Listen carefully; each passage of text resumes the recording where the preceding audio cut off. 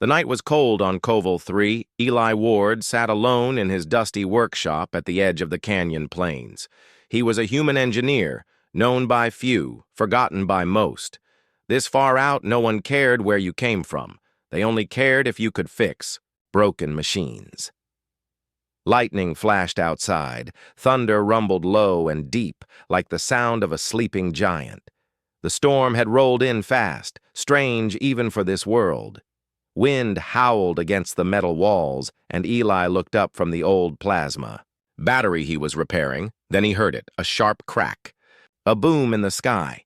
Not thunder, but something else.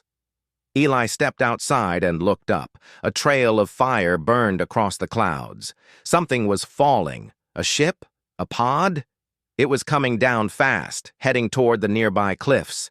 Then, boom, the ground shook. Dust and rocks rained from above. Eli grabbed his jacket, his toolkit, and ran toward the crash site without thinking. He was used to wrecks. He had salvaged old ships before, but this one felt different. He reached the crash site. 20 minutes later. The escape pod had smashed into a rocky hill, half buried in the dirt. Smoke rose from its side, and sparks jumped from torn cables. The metal was scorched, but not beyond repair. Eli moved closer, carefully. Through a cracked window, he saw something. Or someone inside. A figure. He forced open the hatch using his cutter tool. The heat from the crash made the metal hiss. Inside the pod, the air was hot and full of smoke. But lying there was her. She was unlike anything Eli had ever seen. Alien. Yes, but beautiful in a strange, delicate way. Her skin shimmered faintly in the dim light, with soft blue and gold tones. Long silver hair spread around her like silk. She wore a torn robe, marked with symbols Eli didn't recognize. She was hurt. Her leg was bleeding. Her chest rose and fell quickly. She was alive. Eli hesitated for just a second. Then he lifted her carefully in his arms and carried her back to his outpost. Back in the workshop, Eli laid her on the med table. His med scanner beeped wildly. She had bruises, cuts, and some broken ribs, but nothing fatal. He injected her with a universal stabilizer. Her breathing slowed. As he worked, he kept staring at her face. Who was she? What species was she from, and why was she alone? Hours passed. The storm outside grew stronger. Then, just before dawn, she opened her eyes. They were violet, deep and glowing like twin stars. She stared at Eli in confusion, then fear. She tried to sit up but winced in pain. Easy, Eli said, raising his hands. You're safe. She said something, but he couldn't understand it. He quickly activated his translator device and held it up. It took a few tries, but finally the translator adjusted to her language. Her voice was weak. Where am I? Koval 3, Eli replied. I found your pod. You crashed. She looked around the small room, still breathing hard. You are human? Yes. Suddenly her eyes widened. She sat up with effort, and then, to Eli's shock, threw her arms around him and began to weep. Her body shook with sobs. Her silver hair brushed against his neck. Eli froze. He had no idea what was happening. She clung to him like a child lost in a storm. The translator struggled to catch her words, but some came through. You're human. You're real. Stars. I thought I would die alone. Eli gently held her shoulders. Hey, it's okay. You're safe now. Her crying didn't stop, right away. She was clearly overwhelmed, afraid, hurt. Finally, after some minutes, she pulled back. Her eyes were red, her voice shaking. I am sorry, she whispered. I did not mean to, but when I saw you were human, I could not help it. Eli nodded slowly. You're not the first to crash here, but you are the first to hug me. That made her smile, just a little. Then she said something else that made Eli's heart skip a beat. My name is Sayalari. I am Princess of the Thalrin Empire. Eli blinked. Princess? She nodded. Yes, I ran away. Eli leaned back. The Thalrin Empire was one of the most powerful alien factions in this part of the galaxy. Advanced, secretive, and known for keeping humans out of their borders. Why would a princess crash here? He asked carefully. I cannot say yet, she whispered. But I was being chased. I had to escape. Eli didn't press further. She was exhausted. He helped her lie back down. As she closed her eyes, she said one last thing. I cried because I thought all humans would hate me. But you saved me. You didn't even know who I was. Eli gave her a small smile. I didn't need to. You needed help. That night, while she slept, Eli sat beside her, staring at the stars outside. He had no idea what kind of trouble she brought with her. But deep in his gut, he knew this wasn't just a rescue. Something bigger was coming, and it had already started. The morning sun rose weakly over the red canyons of Koval 3. The storm had passed, but the air still smelled like dust and lightning. Inside his workshop, Eli Ward watched the strange alien girl sleeping on the med table. Princess Sayalari, a real Thalrin royal, right there in his home. He still couldn't believe it. Eli moved around quietly, checking systems and running repairs. He didn't want to wake her too soon. Her body was healing fast thanks to the med patch and nano injections. But she had lost a lot of energy. When she finally opened her eyes, she looked straight at him. You stayed, she whispered. Eli gave a small smile. Of course, this is my place. And you're still in one piece. She sat up slowly. I'm sorry about yesterday. I didn't mean to break down like that. It's okay, Eli said. You crashed. You're hurt. And apparently you're a space princess on the run. I'd say a little crying is allowed. That made her smile. It was soft, but real. Eli handed her a cup of warm, nutrient tea. She sipped it carefully. After a moment of silence, she asked, Do you know about the Thalrin Empire? Eli nodded. A little. You're one of the big powers in the galaxy. You keep to yourselves. And you don't like humans much. Her eyes darkened. That's true. Our leaders think humans are dangerous. Why? Eli asked. We're not the strongest. We're not the richest. Half the galaxy treats us like pests. Sayalari looked away. Because you are not like the others. You don't follow the old codes. You don't submit. You change things. She turned back to him, her voice quiet. The Thalrin fear. Change. They call it chaos. Eli leaned back in his chair. And you? Do you fear it? She shook her head slowly. No, that's why I ran. They talked for hours. Salari told him about her world, its shining cities, ancient traditions, and strict royal rules. The Thalrin believed in purity and control. Every step of life was planned. Even their emotions were trained. But I always wanted more, she said softly. I studied human art, your stories, your music, in secret, of course. If the Empire knew, I would be punished. Why? Eli asked. Because humans are considered unstable. You feel too much, fight too much, love too freely. She smiled faintly. But that's what I admired. Eli chuckled. We're not perfect. Far from it. I know, she said, but you choose your own path. In the Empire, we do what we're told, even if it breaks us. Later that day, while Sayalari rested, Eli repaired the translator device. It worked better now. Her voice came through clearly, full of emotion. That night, as they sat by a small heater, Sayalari grew quiet. Then she said something that made Eli sit up straight. There's something I haven't told you. He waited. My father, the Emperor, he wants to use me. I am not just royalty. I carry something old, something powerful. What do you mean? Eli asked. My bloodline is ancient. It holds a genetic key, something passed down through my family for thousands of years. That key can awaken an ancient Thalrin weapon. Eli's face hardened. What kind of weapon? A planet killer, she whispered. Built long ago, buried deep in a moon called Zalor's tomb. It's dormant now, but if I give it my DNA, it will wake. Eli stared at her, stunned. Sayalari looked away. The Empire plans to use it. They say it is to protect our people. But I heard the truth.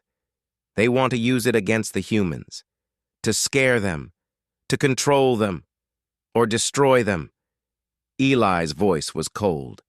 And you ran. Yes, she said. I couldn't be part of it. I couldn't let my blood start a war.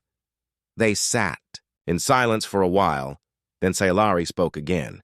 When I saw you were human, I thought you would hand me over. That's why I wept.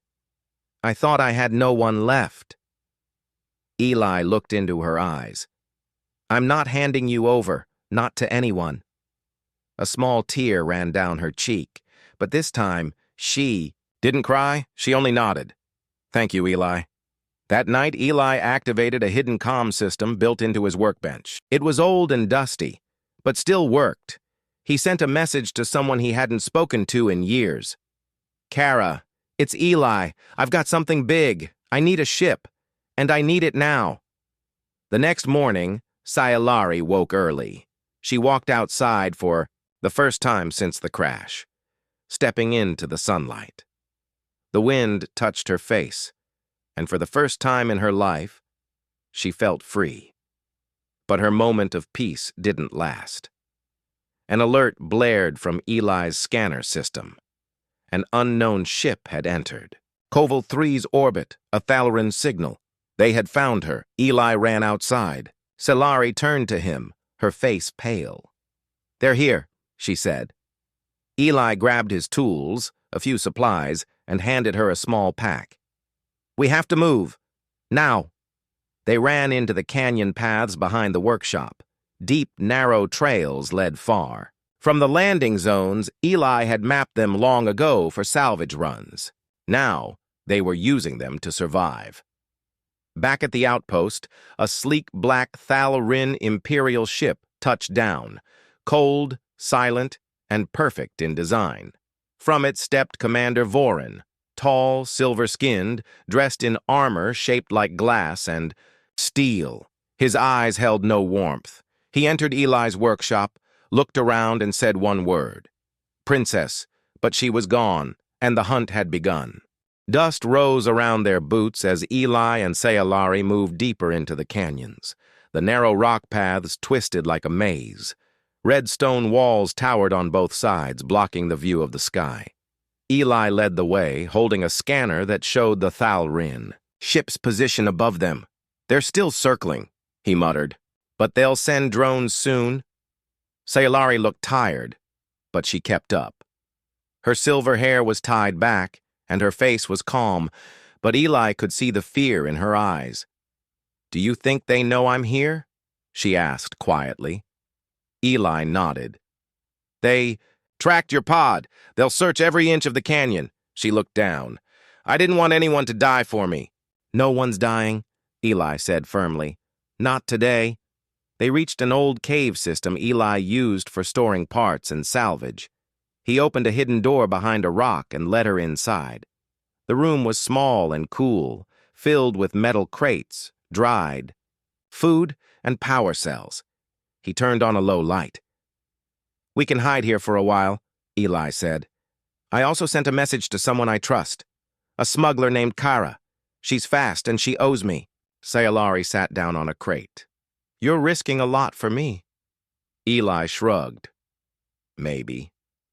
But if what you told me is true, you're risking more. She smiled softly. Most people in the Empire would have turned me in by now. Eli looked her in the eyes. I'm not most people. Meanwhile, back at the workshop, Commander Voren stood in silence. He examined the room carefully. The med table was still warm. The translator device was missing. A half-full cup of tea sat beside the heater. "She was here," he said. One of his soldiers stepped forward. "Shall we begin the scan, Commander?" "Do it." Several small drones flew out from the ship and scattered into the canyon. They scanned heat, movement, and biological traces. "Find her," Voren said coldly. "Alive."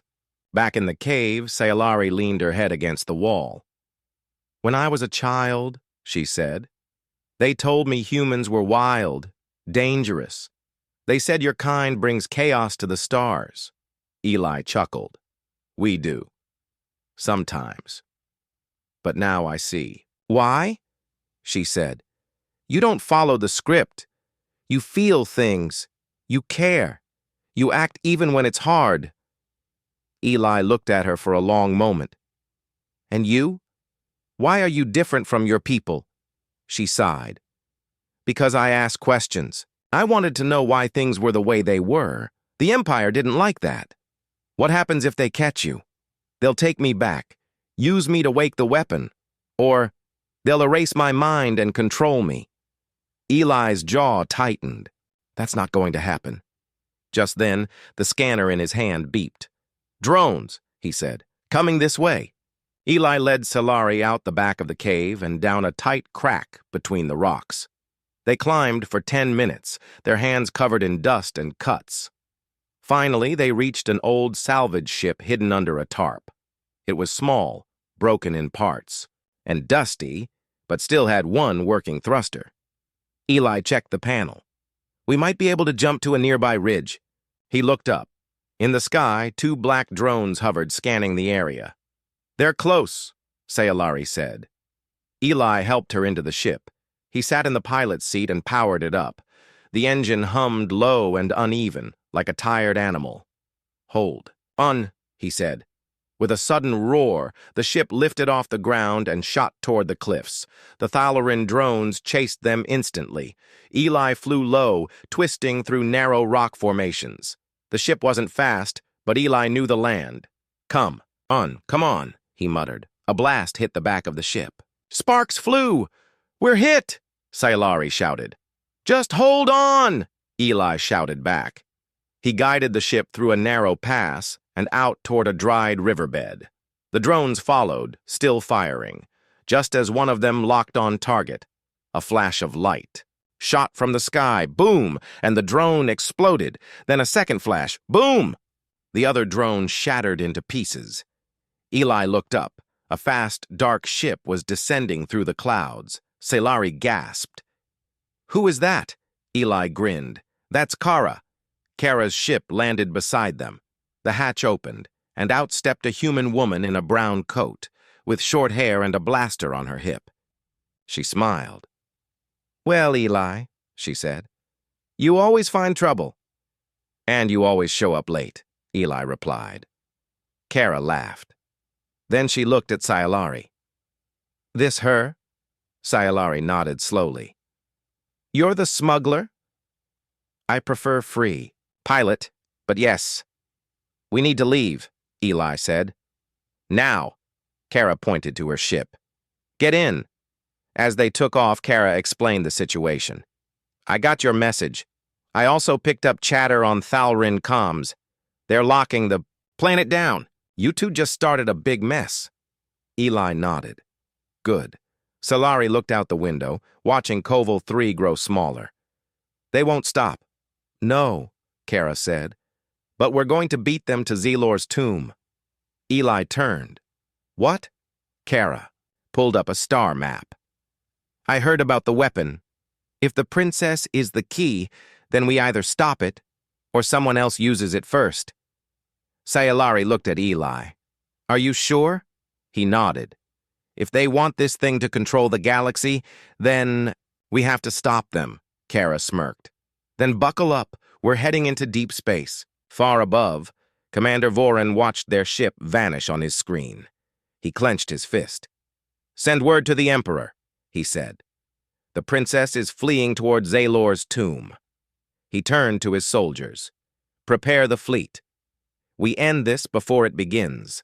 The stars outside the ship window stretched in long streaks as Kara's freighter jumped to faster-than-light speed. Inside the cramped cockpit, the hum of the engines mixed with the quiet tension in the air. Eli sat beside Sailari, who was still, pale, but determined. The small ship shook as it moved through the warp tunnel. But for now, they were safe from immediate pursuit. Kara leaned forward, her eyes sharp and alert. "We don't have much time," she said. "Thalarin reinforcements will be here soon.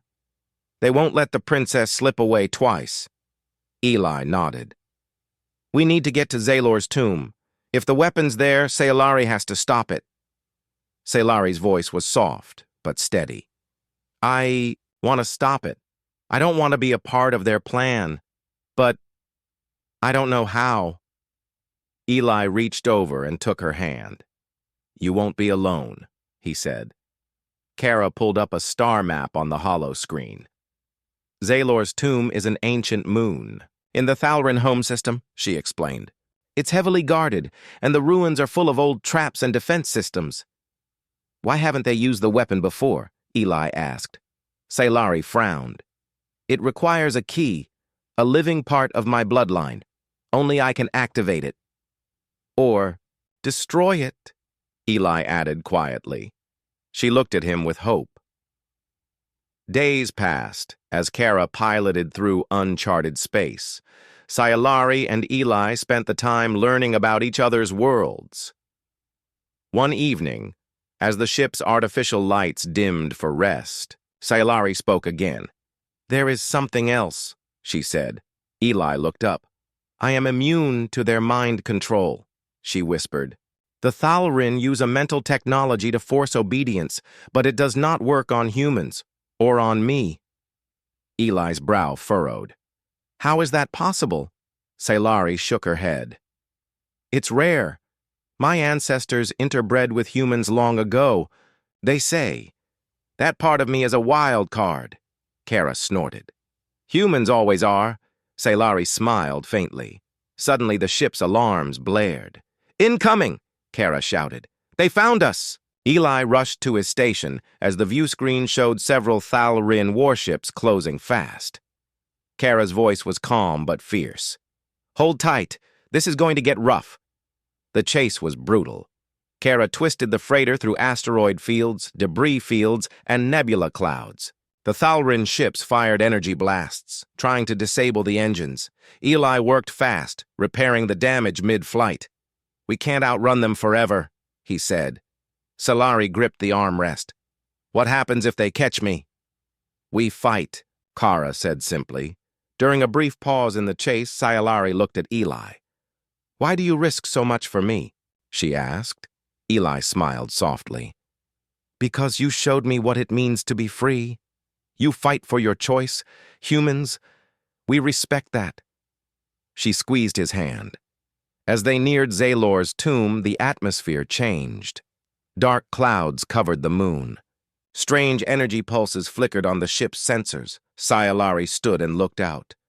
"This place, it's full of power. Old power." Eli felt a chill. "Are you ready?" he asked. She nodded. "No, but I will be." The freighter landed on a rocky plateau. Kara opened the hatch. The cold wind blew dust inside. Eli, Sailari, and Kara stepped out, facing the ruins of a great temple. Suddenly, the ground trembled. The ancient weapon was awakening. The ruined temple loomed before them like a giant skeleton buried in stone. Dark clouds churned overhead, lightning flashing through the heavy sky of Zaylor's tomb. Eli, Sailari, and Kara stood at the foot of the ancient structure, their breaths visible in the cold air. "The weapon is inside," Sailari said, her voice steady but low. "It waits for me to awaken it." Eli tightened his grip on the small energy pistol Kara had given him. "We have to stop it, no matter what." Kara nodded. "Then let's move." They entered the temple's dark halls. The air was thick with dust and power. Strange symbols, glowed faintly on the walls, pulsing in rhythm with the tremors beneath their feet. Scifi led, her hands brushing the ancient carvings. This place was built thousands of years ago, to hold a power no one should control. Suddenly, the temple shook violently. Dust fell from the ceiling. "The weapon is waking," Eli said. They pressed forward, deeper into the dark heart of the moon. Outside, the sky filled with the black shapes of Thalrin warships. Commander Voren's voice came over loudspeakers across the moon. "Princess Scifi, surrender now. Return with us and your people will be spared." Scifi's voice was calm and loud. "I will not be your pawn." Voren's voice dropped to a hiss. "You betray your bloodline. You will die for this." Inside the temple's deepest chamber, the group found a massive structure. It was a giant, glowing crystal, surrounded by ancient machinery. Scifi stepped forward, her hand trembling. Eli held out his hand. "Wait! What will happen if you touch it?"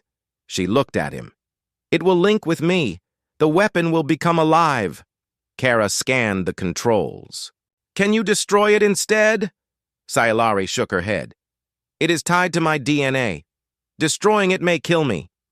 Suddenly, the chamber doors slammed shut. Lights flickered. A mechanical voice echoed. "Authorization required. Princess Scifi Thalrin." Scifi closed her eyes. "I have no choice." Her hand touched the crystal. A surge of energy flowed through the room. The crystal pulsed with light. But then something unexpected happened. The weapon started to break itself apart, glowing brighter, then shattering like glass. Scifi gasped, but she did not fall. Eli stepped closer. "What's happening?" She looked at him with wide eyes. "My choice, my free will, is stronger than their control." Outside, the Thalrin ships began to falter. Shields flickered. Engines died. Commander Voren stared in shock. "No," he whispered. She broke the code. Back in the temple, the group ran for the exit. The building trembled, pieces falling around them. They burst outside just as the temple collapsed behind them. Kara's ship was waiting. They hurried aboard. As they lifted off, Scifi looked at Eli. "You showed me what freedom means," she said softly. "Thank you."